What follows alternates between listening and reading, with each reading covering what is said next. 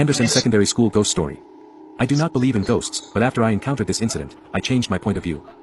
This happened when I had a camp in school. It was a 3 days 2 nights camp. On the first night, my friends and I decided not to sleep and had planned to play Tai-Ti, a card game, throughout the night. We set ourselves comfortably in one corner of the room where chairs and tables surrounded us, so that no one would see us. Halfway through our game, I heard some noise outside the classroom. I told my other friends about it and they started to concentrate on hearing the noise. A few minutes later, the sound appeared again. This time it was like just outside our classroom. And the sound was like a girl talking. Then we thought that it was one of the girls who stayed beside our classroom playing some prank on us, so we decided to go out and check it out. To our surprise, we saw no one along the corridor. So we went back and carried on our game. Just when we were about to start our game, the sound reappeared again. One of my friends, Ah-Hein, cannot stand it anymore, and so we decide to go out and find who that person is. So we picked up our torchlight and walked out of our classroom. When we were outside, we strolled slowly along the corridor so that she would not notice us.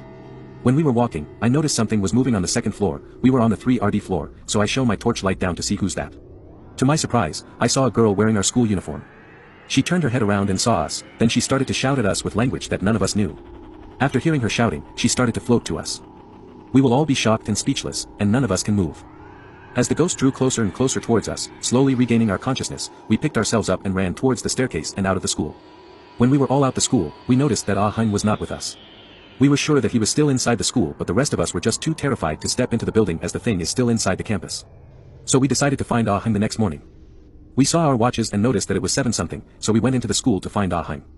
To our horror, when we found him, we saw him naked hanging onto the flag pole unconscious.